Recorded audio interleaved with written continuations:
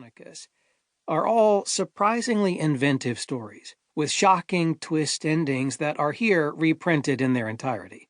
My favorite of the three, Sagittarius, may not be a perfect exercise in style, but it is a luscious, devoted repast of Gothic fiction.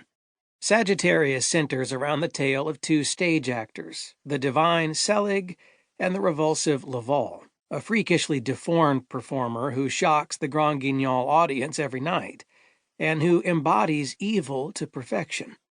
If you can guess the not-too-subtle wordplay hidden in the performers' names, then it will feel only natural that, in an inspired stroke, Russell links the pair with two more infamous figures of Gaslight London, Jack the Ripper and Mr. Hyde. The connection is effortless, and feels neither mannered nor insincere, and, I guarantee this, it packs a powerful punch in its final pages.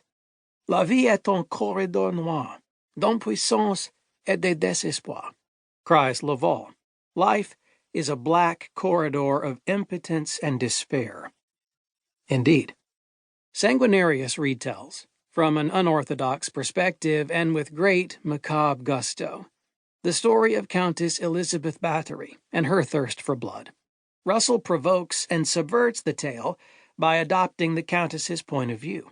He succeeds in this by infusing the story with period quirks and idioms that lend an air of authenticity to the macabre proceedings. It is also remarkable to hear the tale told in this manner, as we find empathy and reason behind the most atrocious actions.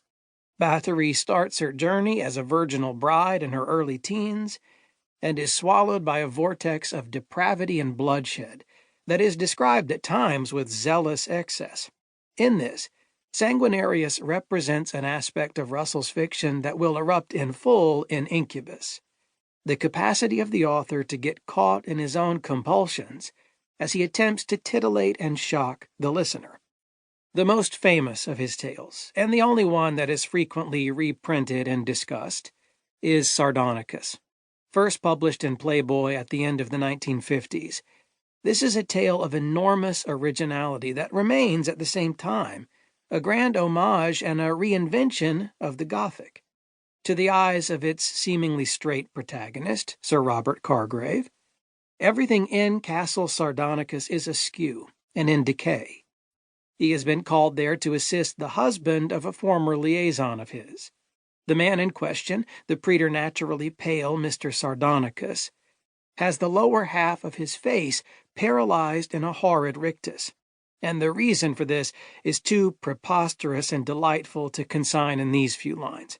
In my opinion, Ray Russell is the literary equivalent of the Italian filmmaker Mario Bava, a super-saturated neo-Gothicist who shines above the premises of his material based on style, conviction, and artistic flair. Until recently, most of Russell's work had remained unavailable. I took great pride in presenting a new edition of Haunted Castles, the complete Gothic stories, as part of the Penguin Horror series. I am now proud to introduce Russell's work as a Penguin classic. Guillermo del Toro. Sardonicus. 1. An S of vulgar pretension.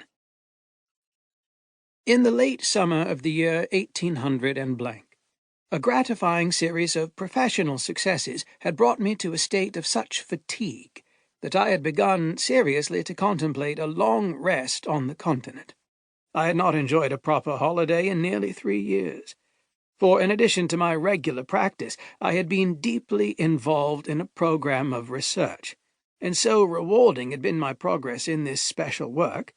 It concerned the ligaments and muscles, and could, it was my hope, be beneficially applied to certain varieties of paralysis, that I was loath to leave the city for more than a week at a time. Being unmarried, I lacked a solicitous wife who might have expressed concern over my health. Thus it was that I had overworked myself to a point that a holiday had become absolutely essential to my well-being. Hence, the letter which was put in my hand one morning near the end of that summer was most welcome. When it was first presented to me by my valet at breakfast, I turned it over and over, feeling